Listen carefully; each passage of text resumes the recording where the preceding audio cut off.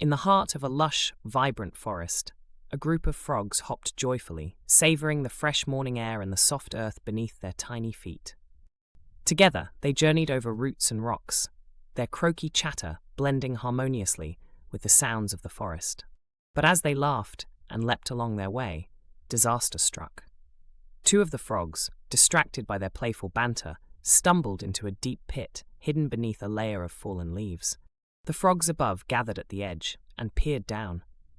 Their wide eyes scanned the shadows below, and murmurs of worry rippled through the group.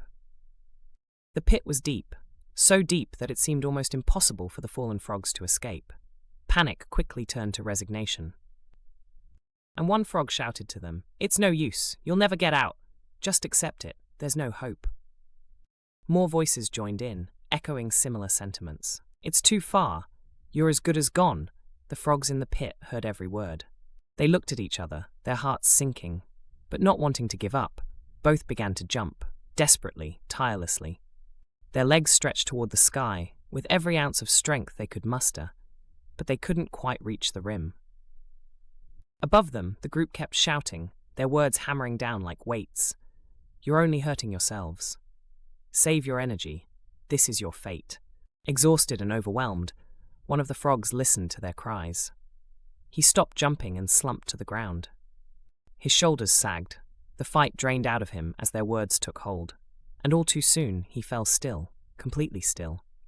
But the second frog? Oh, this frog kept jumping, higher and even higher. His determination burned against the relentless voices. The crowd shouted more urgently now, begging him to stop, to spare himself the agony. "It's hopeless. Why won't you give up?" But to their astonishment, the frog jumped harder, faster, higher. The next leap sent him flying over the edge of the pit, landing safely on the forest floor. Cheers erupted, and the frogs clustered around him, wide with disbelief. "How did you do it? Didn't you hear us?" The frog looked at them, confused. Then he broke into a tired smile. "I couldn't hear anything," he replied. "I thought you were encouraging me. That's what kept me going." Silence fell over the frogs as realization dawned. What they had meant to bring despair, this frog had taken as hope.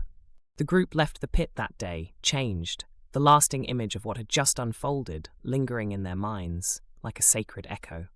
They hadn't realized it before, but their words carried weight. Life and death, power. They'd wielded it without thought, and they'd seen the result. The forest rustled gently in the breeze as the frogs hopped away, humbled and reflective. From that day forward, they resolved to speak wisely, to choose their words carefully, and to spread encouragement wherever they could, because sometimes a single word, even a single note of kindness, can change everything.